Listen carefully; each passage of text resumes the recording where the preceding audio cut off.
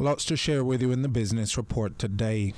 As you would likely have heard by now, Sagicor Group Jamaica recorded an almost 300% increase in net profits for Q1 2025 of Jamaican $3.97 billion relative to the same period in 2024.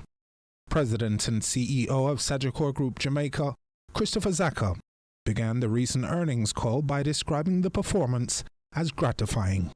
Across the board, our business lines did well. They either did better than expected or as expected. And that, to me, as CEO of the group, was very important because it says that our governance, our planning, our execution is really spot on. So, it's with some level of pride that I announced these results. We had strong insurance revenue, growing by 14% to reach $14.3 billion. We had growth in both long-term and short-term insurance revenue with strong new business sales and good conservation. Net investment income was particularly good, doubling year over year. However, the BR today focuses on the Sagicor Group's drive to integrate its operations and bridge any service delivery gaps through the use of digital innovations. In 3 years, you will be able to touch every part of Sagicor Group Jamaica digitally and in a seamless way. In insurance, you have to underwrite some products where you look at the client, assess their health, assess their, what the actual view of them is, and price accordingly. And we are moving to digital automated underwriting across all our various operations. Some of which were described by Willard Brown, who assumed the CEO position at Sagicor Life Jamaica on May 1. We are looking at finding a way to onboard people easier rather than just the regular fill out a paper form. It's in the pilot stage now. It will make the agent's life much easier when they go to the field. The final products will take us from paper contract to real-time onboarding, but that is in like stage 2 or 3 to come. Chris actually started giving you more aspects towards the journey when he mentioned the automated underwriting, because you can imagine when we layer that on to this onboarding thing, it will allow us to go even further with the kind of products that we can sell online. And I won't go too much further into that, but I will also say that some of the other features that we've rolled out and tested is even how people can collect their benefits, their cash benefits of their policies from us.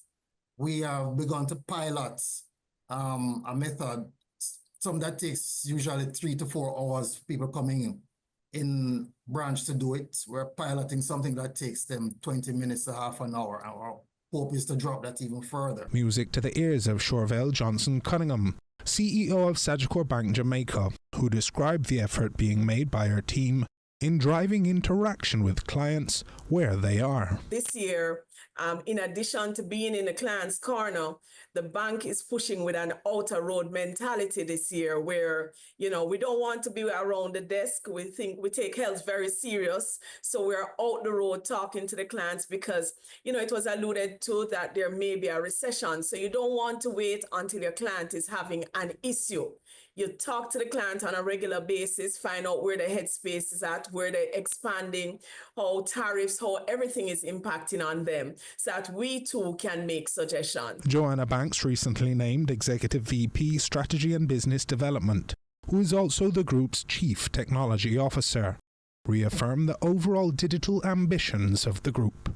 We're entering our 3rd year in what we call our formal digital transformation journey, which is really geared towards 2 things: making the customer experience seamless and also having our team have a seamless experience, because of course without the 2 of them meshed together, it will never work.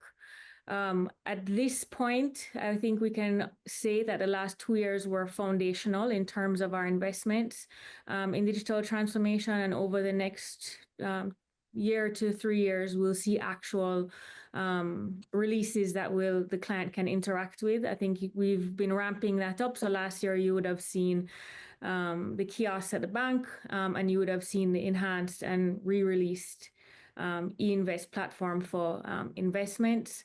But just because those are the two that I've mentioned doesn't mean that we're not touching on every business line, because we are heavily focused on, using Chris's term, going from the big baby, which is life, to the smaller baby, which is Alliance, as well. So everybody benefits. We like to say that when we go through our digital transformation journey, everything that we do is with an omni-channel approach. So some people like to come into the bank branch and actually speak to somebody. On the life insurance side, Willard will tell you that there's still a lot of benefits for selling in person as well. But of course, there are people like me who don't want to ever interact with somebody if I don't have to. And so when we go through this journey, it is never to completely erase the traditional interactions with the group. It is always to enhance them, so that no matter how you want to interact with us, you have an avenue to do it. And that was your business report. I'm Joel Crosskill.